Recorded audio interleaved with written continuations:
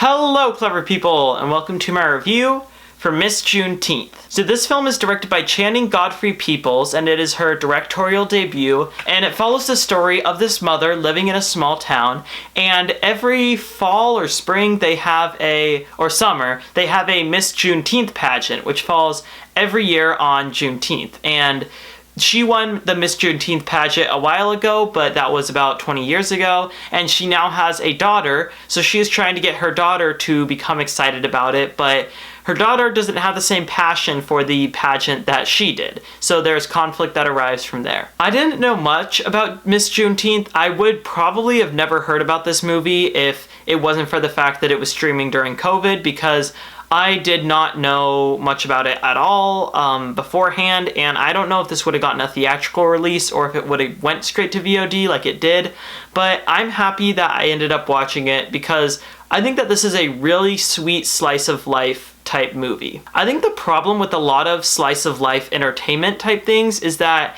they are often very slow paced, and sometimes they aren't very approachable movies. They're usually for people who are very pretentious or into weirder type movies like that. And thankfully, Miss Juneteenth doesn't have any of that. This is a very approachable movie, honestly. And I think it's one that a lot of different people can enjoy. And that's because it's just kind of inviting in a weird way. Like, it's not a movie that is doing anything super cool stylistically, and that's not necessarily a bad thing either. It's like a really honest movie. It goes from scene to scene in a very natural way that just feels very much like real life in a very, very positive light, and that just brings its messages home like way further than they would otherwise.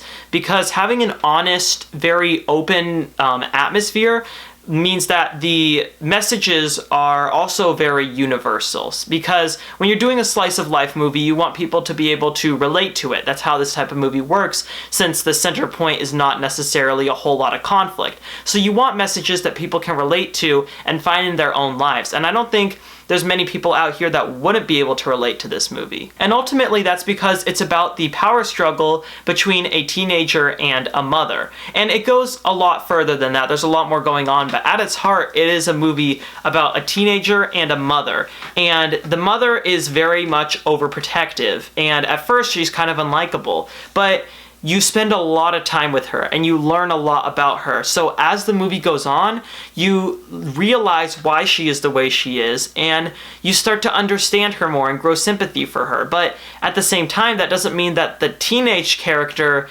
is, even though she's making the same realizations, she's not necessarily going through the same emotional experience you are, because your experience is different from hers. It's just, it feels like it's the same thing because it's about your parents. I don't know, that's kind of a weird way to explain it. Basically, what I'm trying to get at is that this movie is very universal, that it touches on themes that a lot of people can relate to. And the acting in it is really strong as well. Not just from the daughter, who is really good, but the mother, I think, is the headliner here. Like I said earlier, it's a character that can come off as unlikable at certain times, but thankfully she rarely ever does, and that's because of a really smart screenplay, but also just a really strong lead performance that opens up a lot of vulnerability in the character that you wouldn't see if it wasn't for this actress playing it. It's like a role that's perfectly suited for her. And overall, I just don't have many qualms with Miss Juneteenth. It's a slice of life movie through and through,